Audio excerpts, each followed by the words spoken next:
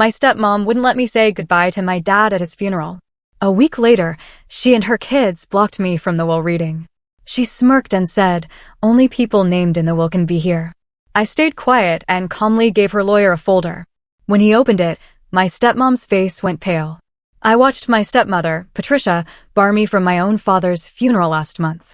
My dad was my best friend after Mom died, and Patricia, with that smug smirk, made sure I couldn't even say goodbye. Then she blocked me from the will reading, saying, "This meeting is only for heirs named in the will." She had no idea what I was carrying in my bag. The lawyer opened my file and Patricia turned ghostly pale. If you've ever dealt with toxic family members trying to steal what rightfully belongs to you, you know this feeling. My father, Robert Mitchell, was my anchor after my mother died from breast cancer when I was 15. It was just Dad and me against the world. He was a successful real estate developer in Boston, built his company from scratch, and even with all his hard work, he always made time for me. Every Sunday, we had our tradition, sailing his small boat in Boston Harbor, then brunch at Harborview Cafe, talking for hours. He'd listen to my teenage problems with the patience of a saint, offering wisdom that only grew more valuable. "Amber," he'd say, "always trust your gut. Your mother had the best instincts of anyone I ever knew, and you inherited that from her." When I was 19, a sophomore in college, Dad met Patricia Winters at a charity fundraiser. She was attractive, charming, and seemed genuinely interested in him. I was happy for Dad. After 4 years of grieving Mom, he deserved some happiness. But Patricia came with baggage. 2 children, Mason, who was 17, and Lindsay, 15. From our first meeting, something felt off. They smiled too broadly, laughed too loudly at Dad's jokes, and their eyes lingered a little too long on the expensive furnishings in our home. Still, I tried. I really did. I invited Lindsay for coffee, tried to connect with Mason about his college plans. Dad was falling hard for Patricia, and I wanted to support his happiness. "They just need time to warm up," Dad assured me when I mentioned the coldness. "They lost their father too, you know." Well, not lost exactly. He abandoned them, which might be worse. The wedding happened quickly, just 6 months after they met. I stood beside Dad as his best woman, forcing a smile as Patricia recited vows about honesty and devotion that somehow rang hollow. Changes happened immediately after they moved into our family home. Photos of my mother, which had always held places of honor, began disappearing, replaced by portraits of Patricia and her children. Family heirlooms were rearranged or stored away to make room for Patricia's modern tastes. Our Sunday brunches dwindled. First, Patricia would create convenient conflicts. "Oh, Robert, did you forget we have the Hendersons coming over today?" Or, "Mason has a game, and we should all support him as a family." When we did manage our father-daughter time, Patricia would call repeatedly with manufactured emergencies. Once, she called 8 times because she couldn't find the spare key to the vacation house, only for Dad to return home and find it exactly where it always was. Meanwhile, Mason and Lindsay treated my father's home and money as their birthright. Mason wrecked 2 cars in his first year of having a license, and Dad replaced them without complaint. Lindsay maxed out credit card shopping, and Dad quietly paid the bills. I chose a different path, though. Dad offered to pay for my education and living expenses, but I insisted on working through college. I took out modest student loans and worked part-time, not because I didn't appreciate Dad's generosity, but because I valued independence. "You're so stubborn, just like your mother," Dad would say with a proud smile. She never wanted handouts either. After graduating with my marketing degree, I took a job with a tech company in Seattle. The distance hurt, but we maintained our close relationship with daily phone calls and monthly visits. During those visits, I noticed subtle changes in Dad. He seemed tired, less vibrant. When I expressed concern, Patricia would interject, "He's fine, Amber, stop being so dramatic." Men his age slowed down a bit. Over the past year, Dad's health declined more rapidly. He developed heart problems, and his once robust frame became thinner. During my visits, I noticed his medication seemed to change frequently, and he often appeared disoriented. During my last visit, 3 months ago, Dad asked Patricia to give us some privacy. When she reluctantly left the room, he gripped my hand with surprising strength. "Amber, I need to tell you something important," he whispered, his eyes darting toward the door. "I've been making changes, setting things right. If anything happens to me, talk to Eleanor at the office. She has something for you." Patricia returned before he could elaborate, carrying a glass of water and pills for Dad. Time for your medicine, Robert, she said sweetly, but her eyes were cold when they flicked to me. That was the last real conversation I had with my father. I called daily as always, but increasingly Patricia would answer and claim he was resting or unable to come to the phone. When I did speak with him, he sounded foggy, his words slurring. I planned to fly back to Boston the following month to check on him in person, but I never got the chance. The call came on a Tuesday night. I was working late, finalizing a marketing campaign, when my phone lit up with Mason's number. This was unusual. My stepbrother rarely contacted me directly. Your dad is in the hospital, he said without preamble. Mom told me to call you. My heart dropped. What happened? Is he okay? I don't know the details. Mom just said to tell you he's in Boston General. He hung up before I could ask anything else. I booked the first flight to Boston, a red-eye leaving in 3 hours. I packed haphazardly, my mind racing with worst-case scenarios. The 5-hour flight felt like days, my anxiety mounting with each passing minute. When I finally reached Boston General at 7 a.m., I rushed to the information desk. Robert Mitchell, I said breathlessly. He was admitted yesterday. I'm his daughter.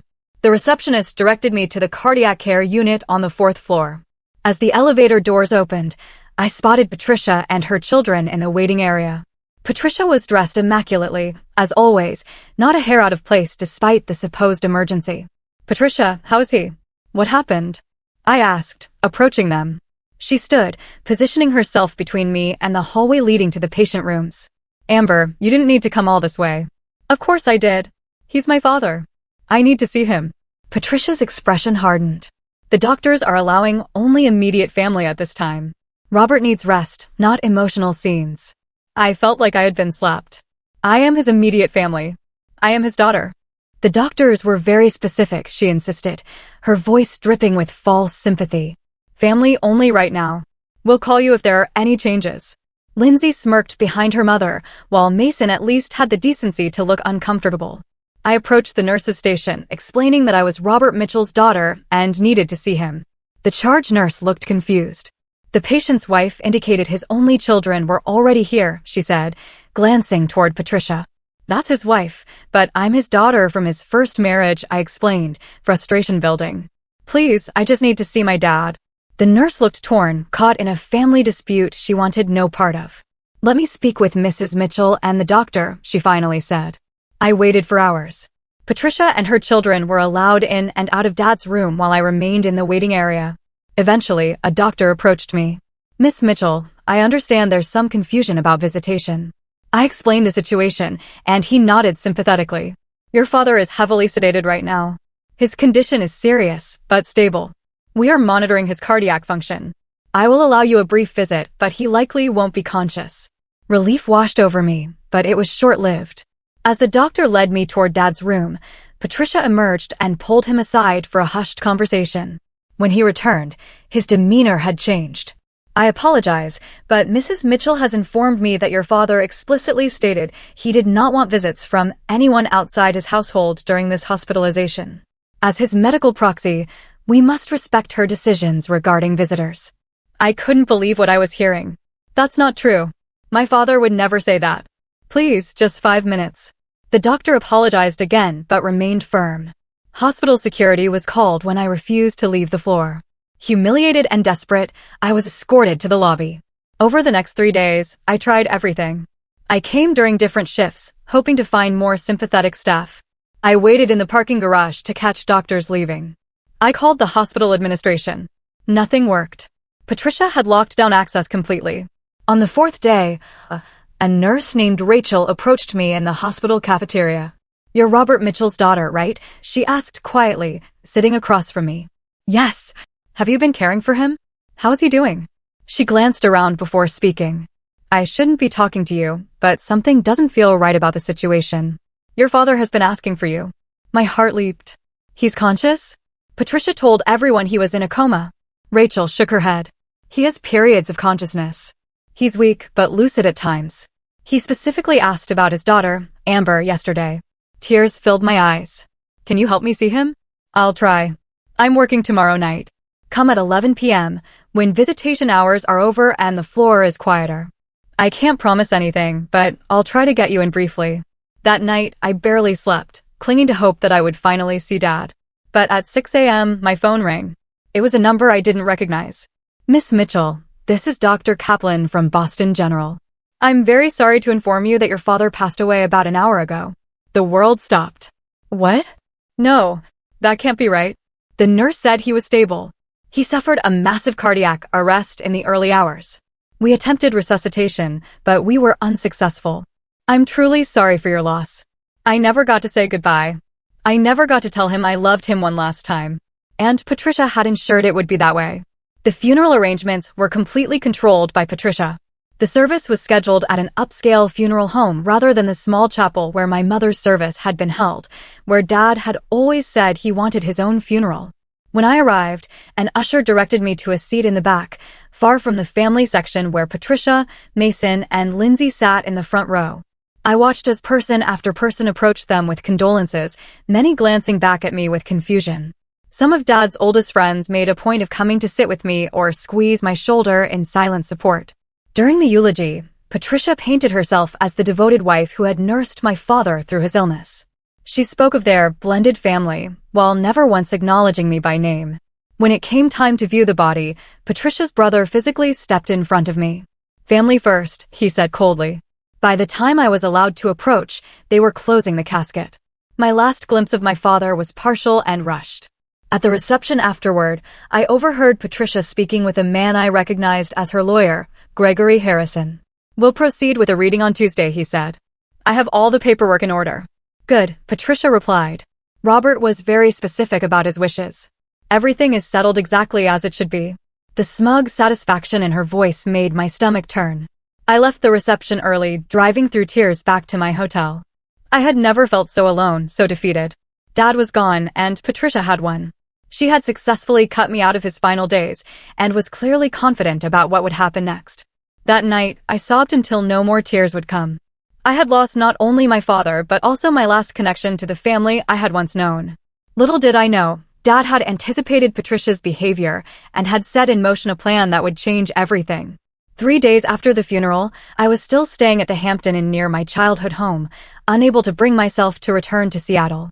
I had taken bereavement leave from work, but had no real plan beyond that. The hollowness inside me made it difficult to think beyond each painful hour. A knock on my hotel room door startled me. I wasn't expecting anyone, and Patricia's allies had made it clear I was not welcome to linger in Boston. When I opened the door, I found Eleanor Davis, my father's executive assistant of 15 years, standing there looking nervous. "Eleanor, what are you doing here?" She glanced down the hallway before answering. "May I come in, Amber?" "I shouldn't be seen here." I stepped aside to let her enter, confusion temporarily displacing my grief. Eleanor had always been kind to me, but we weren't particularly close. Once inside, she removed a package from her large purse. It was a manila envelope, sealed with red wax bearing the imprint of my father's signet ring, the one that had belonged to his grandfather. "Your father gave me this 6 months ago," Eleanor explained, handing me the package. "He made me promise to deliver it to you personally if anything happened to him. He was very specific that it should not be sent by mail or messenger, and that no one else should know about it." My hands trembled as I took the envelope. "Did he say what it was?" Eleanor shook her head. "Only that it was important and that you would understand what to do." She checked her watch. "I should go. Patricia has been at the office daily since your father died, going through his files. She fired 2 people yesterday." After Eleanor left, I stared at the package, afraid of what it might contain, yet desperate to connect with Dad one last time. Finally, I broke the wax seal and opened the envelope.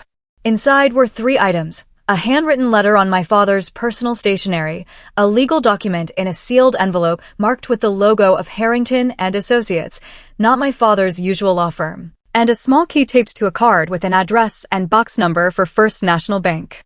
With shaking hands, I unfolded my father's letter. "My dearest Amber, if you are reading this, then my worst fears have come to pass. I am so sorry for the pain you must be feeling, and even more sorry that I will not be there to comfort you. I have made a terrible mistake in trusting Patricia. Over the past year, I have noticed disturbing patterns in her behavior, items disappearing, documents being moved, medications making me feel worse instead of better, my old friends suddenly unwelcome in our home.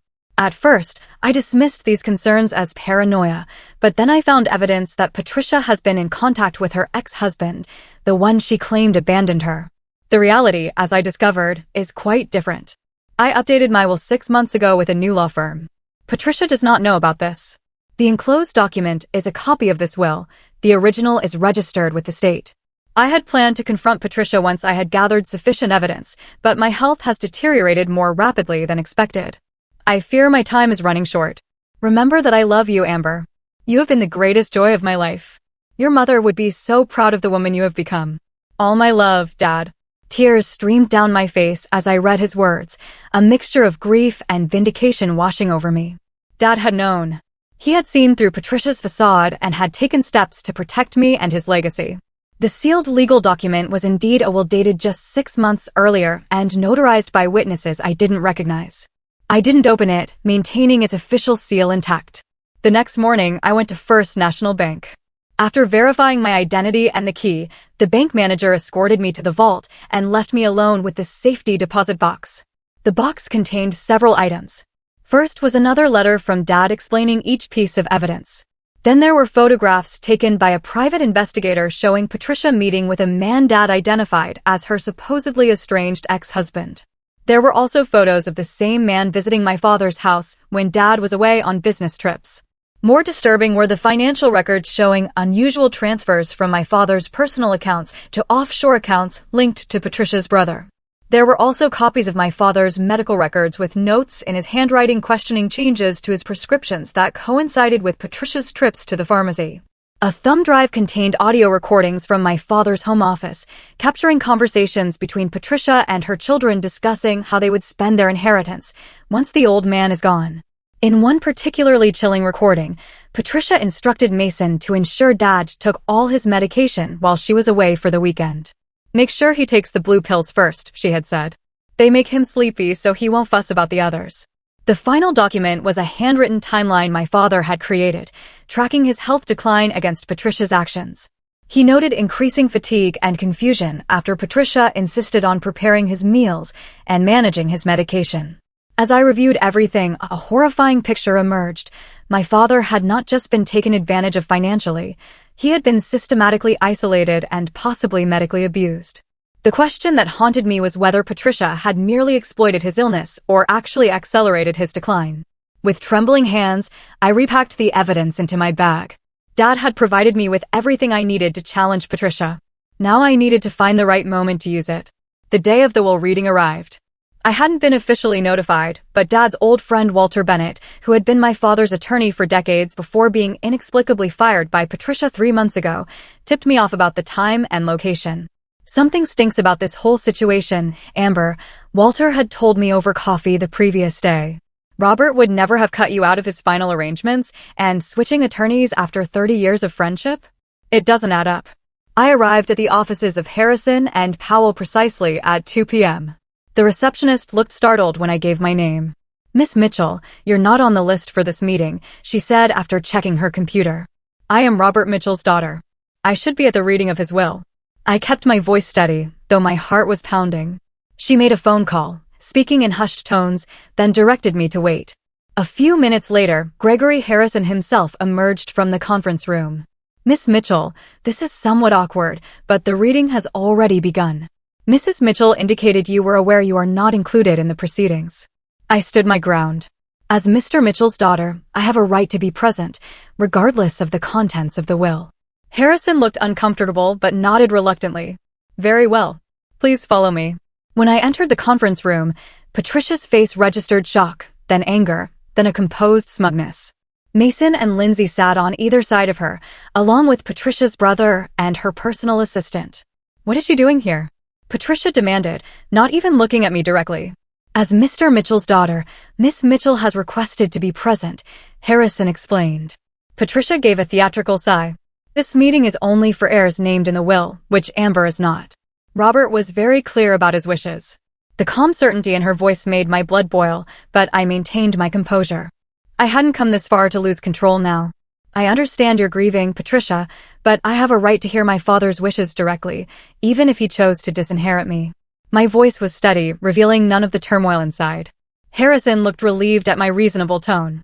Perhaps we can proceed. As I was saying, the The will dated January 15th of this year stipulates that the entirety of Robert Mitchell's estate, with the exception of specific personal items listed in Appendix A, is to be transferred to his wife, Patricia Mitchell, with secondary beneficiaries being her children, Mason and Lindsay Winters. Patricia shot me a triumphant look, which I met with a small, knowing smile that seemed to unsettle her slightly. Harrison continued reading the document, detailing the extensive assets my father had accumulated. The family home valued at $2,800,000, his company shares worth approximately $12 million, investment portfolios, vacation properties, and various personal collections of art and antiques. When he finished, Patricia placed a hand over her heart. Robert always took care of us. He knew what was best for the family. Are there any questions? Harrison asked, looking around the room. I reached into my bag and removed the sealed document Eleanor had delivered. Actually, I believe there has been a mistake.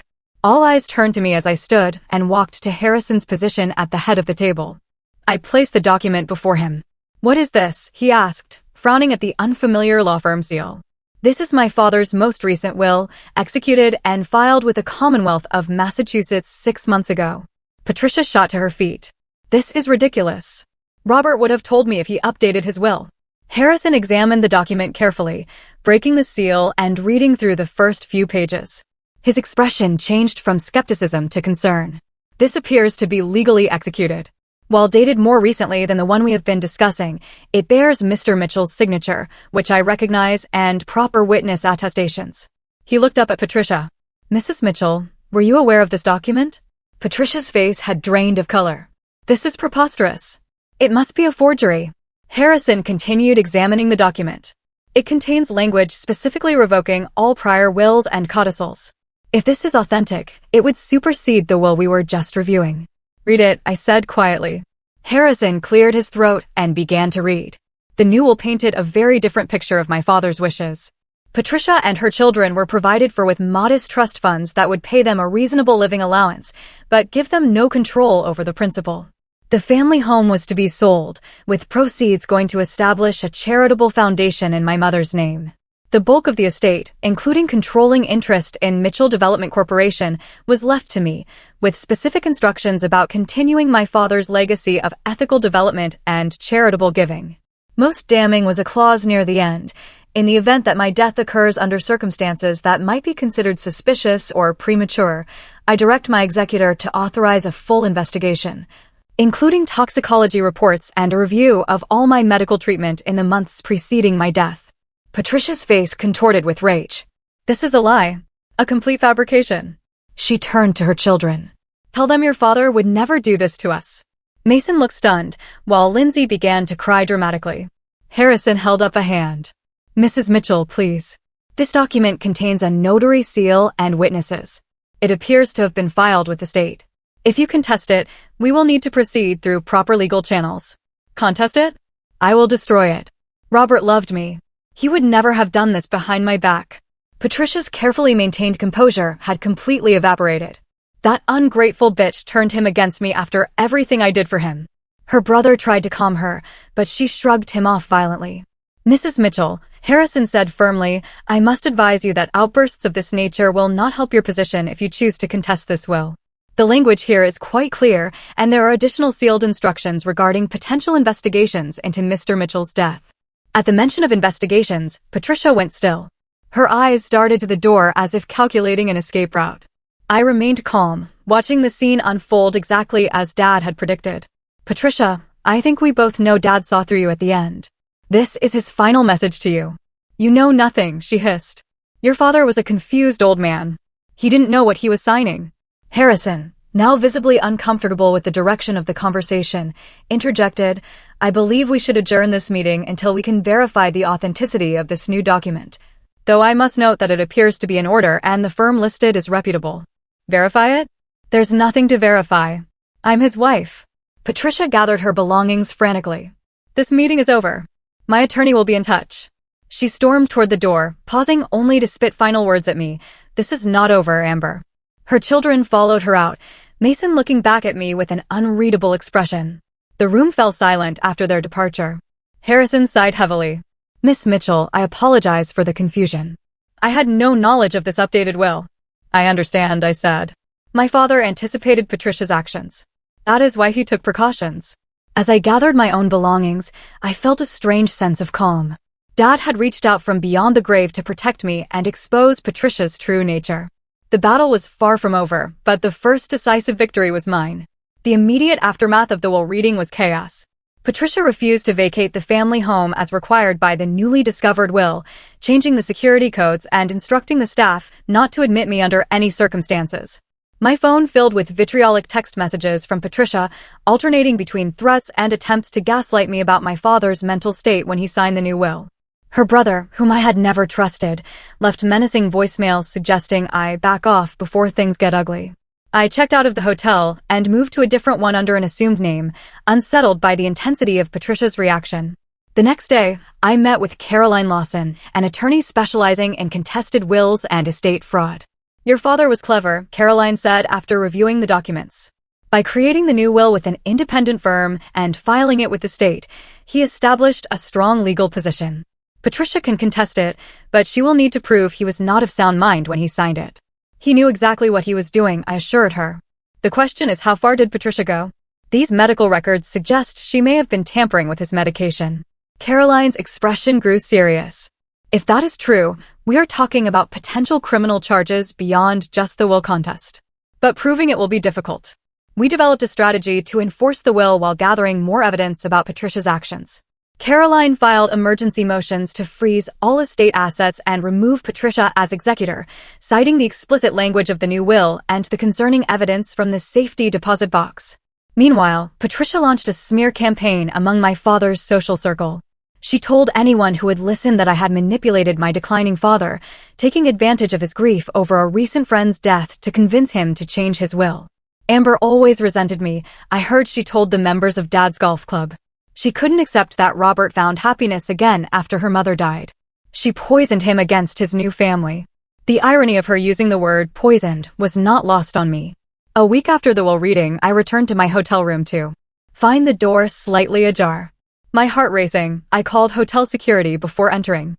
The room had been searched, items moved and rearranged.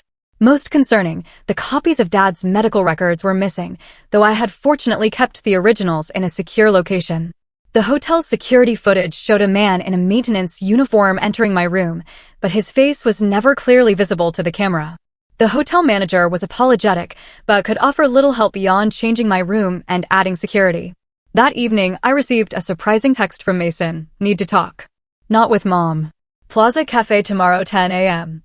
I was wary of a trap, but curious enough to agree, choosing a public location and arriving early to ensure I wasn't being set up. Mason arrived alone, looking tired and conflicted. I don't know what to believe anymore, he admitted after ordering coffee. Mom is falling apart. She's drinking all day, making frantic calls and burning documents in the backyard. Burning documents? I leaned forward. What kind of documents? He shrugged. I don't know exactly. Financial stuff, I think. She sent Lindsay and me away when she realized we were watching. But listen, the thing is, I found some pills in her bathroom. Prescription bottles with your dad's name, but the label's partially torn off. My blood ran cold. Mason, do you understand what that might mean? He nodded miserably. I'm not stupid, Amber. She's my mother. But Robert was good to us, and if she did something to him. He trailed off, unable to complete the thought. You need to tell the police, I urged. I can't. Fear flashed across his face. But I won't lie for her either, if it comes to that. As Mason was leaving, he paused. Lindsay wants to talk to you too. She's more confused than I am. Mom has always controlled her, but she really loved Robert. 2 days later, I met Lindsay at a small coffee shop across town. Unlike her usual polished appearance, she looked disheveled, her eyes red from crying. Is it true? She demanded without preamble. Did Mom really get left out of the real will? Not entirely, I explained. Dad set up trusts for all of you. You'll be provided for, just not with the lump sum she expected. Lindsay's face crumpled. She promised me the beach house. Said I could have it after Robert died. She caught herself, looking horrified at her own words. Lindsay, when did she start making those promises? I don't know, maybe a year ago. She twisted a napkin in her hands. She talked a lot about what we would do after, but I thought she meant after he retired or something. I didn't think she meant. I reached for her hand, but she pulled away. I should go. She'll know I talked to you.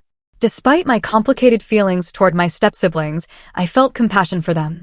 They had been raised by Patricia, shaped by her values and manipulations. They were victims too, in a different way. The situation escalated dramatically the following week. Patricia appeared uninvited at a charity event my father had supported annually, creating a scene when she saw me there speaking with board members. "There she is," Patricia shouted, pointing at me across the crowded ballroom. The daughter who abandoned her father for years then swooped in to steal his money. Security escorted her out as she continued to shout accusations. The incident made the local society pages, bringing unwanted publicity to the already complicated situation. That night, the anonymous threats began.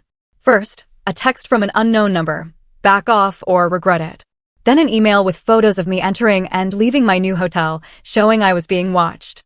I reported everything to the police and to Caroline, who accelerated our legal proceedings. We learned that Patricia had hired a notorious probate attorney known for aggressive tactics and dragging out estate cases for years. "She's playing for time," Caroline explained, "trying to force a settlement by making the process so unpleasant and expensive that you will give up." But Patricia had underestimated both my determination and my father's foresight. While reviewing my father's personal papers, I discovered notes about Patricia's previous marriages. Dad had hired investigators who uncovered something shocking. Patricia had been married twice before, not once as she had claimed. Her first husband, a wealthy older man, had died suddenly of heart failure after just 3 years of marriage. Patricia had inherited everything, leaving his children from a previous marriage with nothing. The circumstances were disturbingly similar to my father's situation. Even more damning, Caroline's investigator discovered that Patricia's supposedly estranged ex-husband, the father of Mason and Lindsay, had never actually divorced her. They had staged a separation while maintaining a relationship, a fact documented in the surveillance photos found in the safety deposit box. The web of deception was more extensive than even my father had realized. Patricia was not just a gold digger, she was a practiced con artist with a pattern of targeting wealthy older men. The question that kept me awake at night was whether she had simply waited for my father to die naturally or had helped the process along. The police finally became directly involved when Patricia violated the temporary restraining order I had obtained. She appeared at a restaurant where I was dining with Eleanor, screaming accusations and attempting to physically confront me before being restrained by staff. The responding officers took statements and, upon learning of the existing order, took the matter seriously. When they escorted Patricia out, I overheard one officer mentioning to his partner that she smelled like a pharmacy. The pieces were falling into place, but Patricia still had one desperate move left to play. The court date for the preliminary hearing on the contested will arrive 3 weeks after the will reading. The courtroom was tense as Caroline and I faced Patricia and her attorney across the aisle. Mason sat behind his mother, but Lindsay was noticeably absent. Judge Harriet Walcott, a stern woman in her 60s with a reputation for no-nonsense efficiency, reviewed the filings before addressing the court. "Before we proceed, I want to be clear that I have zero tolerance for the kind of behavior described in these reports," she said, looking directly at Patricia. "Harassment, intimidation, and violation of court orders will not help your case, Mrs. Mitchell." Patricia's attorney, Martin Drake, rose smoothly. "Your Honor, my client denies any harassment. These are simply family disagreements blown out of proportion during a time of grief." Judge Walcott was unmoved. "Save it for your arguments, counselor. Let's address the competing wills." The proceedings began with Drake presenting their case that the January will was valid and the later will was either a forgery or signed under undue influence. His arguments were polished but light on evidence. When it was Caroline's turn, she methodically demolished their position. She presented affidavits from the witnesses to the newer will, confirmation from the notary, and the state filing records. Most damaging was the testimony of Walter Bennett, my father's longtime attorney. "Robert called me approximately 7 months ago," Walter testified. He expressed concerns about his wife's behavior and asked for recommendations for an independent attorney as he wished to update his will without Mrs. Mitchell's knowledge. He was of completely sound mind and explained his reasoning clearly. Patricia glared at Walter, who had once been a dinner guest in their home. He met her gaze steadily before continuing. "Robert told me he had discovered financial improprieties and was concerned about his medical care. He believed Patricia was deliberately isolating him from his daughter and friends." Drake objected, claiming this was hearsay, but the judge allowed the testimony as evidence of my father's state of mind when changing his will. The most surprising moment came when Mason asked to address the court. Patricia hissed at him to sit down, but he approached the witness stand anyway. Under oath, Mason described finding prescription bottles hidden in Patricia's personal effects, overhearing arguments between Patricia and her ex-husband about speeding things up, and witnessing Patricia preventing me from seeing my father in the hospital. Robert was good to us, Mason concluded, his voice breaking. He didn't deserve what happened to him, and Amber doesn't deserve what my mother is doing to her now. Patricia's face was a mask of fury. When Drake called her to testify, she had composed herself, playing the role of grieving widow with practiced skill. She spoke of my father's declining mental state, my alleged abandonment when I moved to Seattle, and the happy blended family that had been destroyed by my jealousy and greed. It was a convincing performance, but it crumbled under Caroline's cross-examination. Using the timeline my father had created, Caroline walked Patricia through specific dates and events, catching her in multiple contradictions. Mrs. Mitchell, can you explain why you told the court you were with your husband continuously during his final days, yet credit card records show you dining at Chez Maurice with a Mr. James Winters on the evening before Mr. Mitchell's death? Patricia stammered, that was a brief business meeting. James is my ex-husband. We were discussing the children. The same ex-husband you claimed abandoned you and your children? The man you told Robert Mitchell you never wanted to see again. Caroline pressed. That is not relevant to this proceeding. Drake interjected. Caroline turned to the judge. Your Honor, it speaks directly to Mrs. Mitchell's credibility and pattern of deception. The judge agreed, and Caroline continued her methodical dismantling of Patricia's testimony. By the time she finished, Patricia was visibly shaken, her carefully constructed facade cracking. When all arguments concluded, Judge Walcott took only a brief recess before returning with her decision. Based on the evidence presented, I find the will dated July 15th to be valid and enforceable. The earlier will is hereby declared revoked. Mrs. Mitchell is removed as executor of the estate, and Ms. Amber Mitchell is appointed in her place as specified in the valid will. Patricia gasped audibly while relief washed over me. The judge continued, furthermore, I am referring this matter to the District Attorney's Office for investigation of potential elder abuse, fraud, and misconduct. Mrs. Mitchell is ordered to vacate the family residence within 48 hours and to turn over all financial records related to Mr. Mitchell's accounts.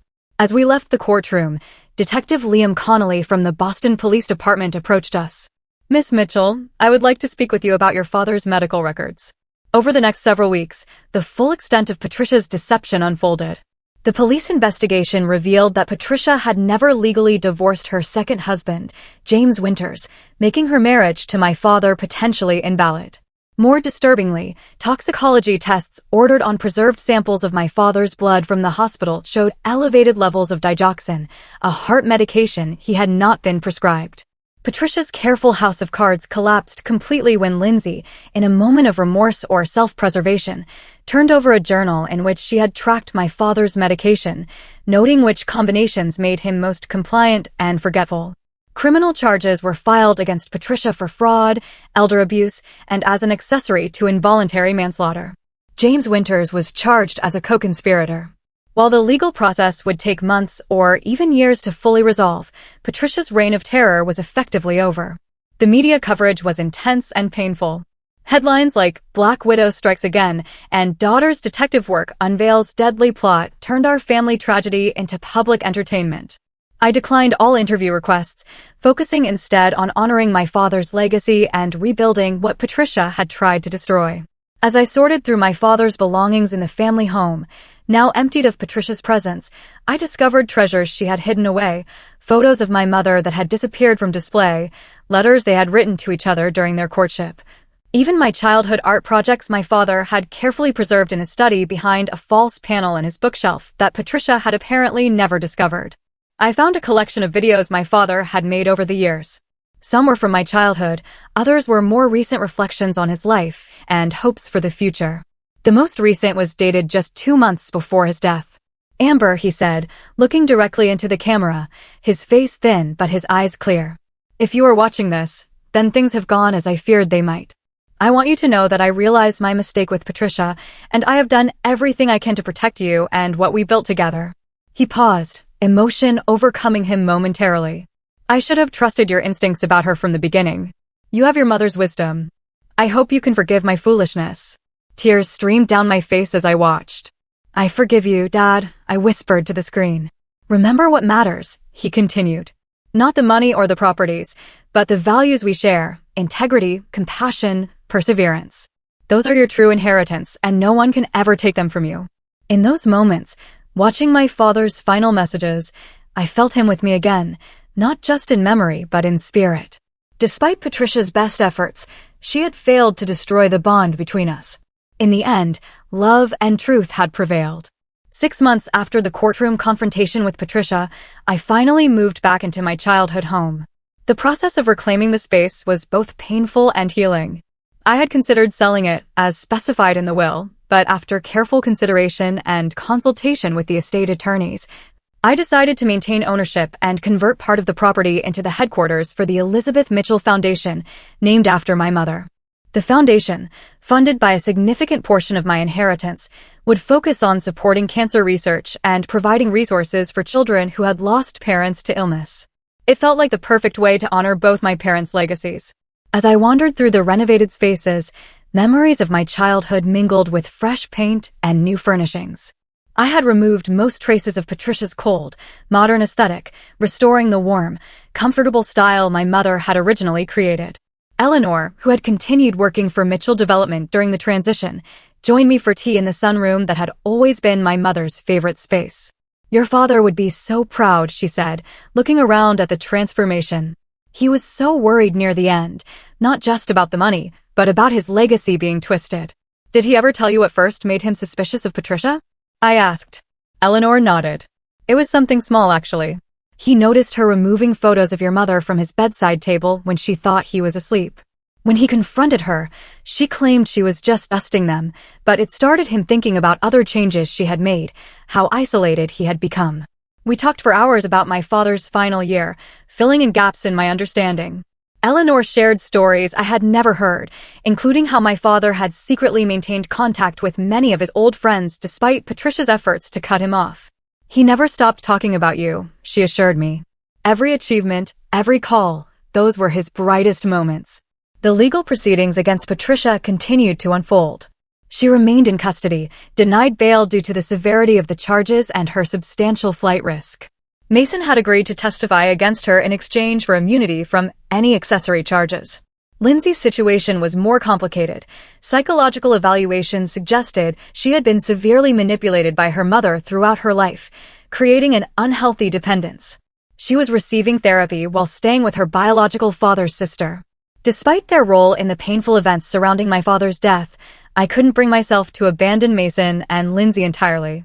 They had been victims of Patricia's machinations too, raised in an environment of deception and materialism. After much reflection, I established college trust funds for both of them, using a small portion of my inheritance. The trusts were structured to encourage education and independence, values my father had championed. Mason was already enrolled in community college, working to define his own path away from his mother's influence. The family home gradually filled with the items that had been placed in storage when Patricia redecorated. Family heirlooms returned to their places of honor, including my grandmother's antique clock that had always stood in the entrance hall and the collection of sailboat models my father and I had built together over the years. 3 months after moving back in, I organized a memorial service for my father at his favorite sailing club. Unlike the formal, impersonal funeral Patricia had arranged, this gathering was intimate and authentic. Dad's oldest friends shared stories that made us laugh and cry, celebrating the man he truly was rather than the sanitized version Patricia had presented to the world. Robert always said that a person's true wealth was measured by the lives they touched, not the assets they accumulated, Walter said, raising a glass in tribute. By that measure, he was the richest man I ever knew. As I listened to the stories, I realized how much of my father's life I still had to discover. Each person who spoke revealed facets of him I had never seen, expanding my understanding of the complex, generous man who had raised me. The healing process was neither quick nor linear. Some days, grief would overwhelm me without warning. Other days, anger would flare when I thought about the precious final moments with my father that Patricia had stolen from me. The knowledge that she had deliberately hastened his death for financial gain was a wound that might never fully heal. Yet amid the pain, I found unexpected gifts. The adversity had revealed my own strength and resilience. I had discovered allies in unlikely places and learned to trust my instincts, just as my father had advised years ago. Most importantly, I had honored my father's final wishes, protecting the legacy he had worked so hard to build. As the seasons changed, I gradually established new routines and traditions. Sunday mornings, once reserved for sailing with Dad, became my time for volunteer work with the Children's Grief Support Group. The holiday season, which I had dreaded facing without him, became an opportunity to host a gathering for others who had lost loved ones. One spring morning, as I sat in my father's study reviewing foundation proposals, I came across a quote he had framed on his desk. "The greatest inheritance a parent can give their children is a few minutes of their time each day." Despite his success and wealth, my father's most valuable gift had always been his presence. That was the legacy I wanted to honor most in my own life going forward, giving my time and attention generously to causes and people who mattered. The legal system eventually delivered its verdict on Patricia. She was convicted on multiple counts and sentenced to 20 years in prison. The news brought a complex mix of emotions, not the triumphant satisfaction I might once have expected, but a quieter sense that justice had been served and that my father could rest in peace. I kept my promise to visit Mason and Lindsay occasionally, meeting them on neutral ground as they worked to build lives independent of their mother's toxic influence. These relationships remained complicated, but I remembered my father's capacity for forgiveness and tried to embody that spirit. Looking back on the turbulent journey from that devastating phone call about my father's hospitalization to the peaceful life I was building now, I recognized how much I had grown. The pain had transformed me, burning away naivety and replacing it with wisdom. The betrayal had taught me to value authenticity and to recognize manipulation. The loss had deepened my appreciation for genuine connection. My father's final gift had not been the inheritance that Patricia had coveted so desperately. It had been the truth, painful but necessary, and the opportunity to reclaim not just his assets, but his true legacy of integrity and compassion. As I stood at my father's grave on the anniversary of his death, I placed white roses, his favorite, beside the headstone. "I kept my promise, Dad," I whispered. "Your story was told, your wishes were honored, your legacy continues." The journey through grief and betrayal had taught me that family is not always defined by blood or legal ties. Sometimes it is created through shared values, mutual respect, and genuine care. My father had understood this truth at the end, making provisions not based on traditional definitions of family, but on the authentic bonds he cherished. That understanding has become my guiding principle as I move forward.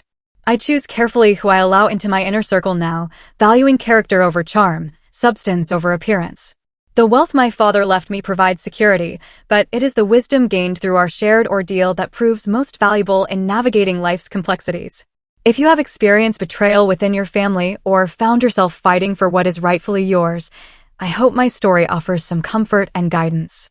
Trust your instincts, document everything, and never underestimate the power of truth to eventually prevail. Family conflicts around inheritance can reveal people's true characters, often in shocking ways. Have you experienced something similar, or do you know someone who has? Share your thoughts in the comments below, and if this story helped you in any way, please like, subscribe, and share it with others who might be facing similar challenges. Thank you for listening to my journey from betrayal to healing. Remember, sometimes the greatest strength comes from surviving our deepest wounds.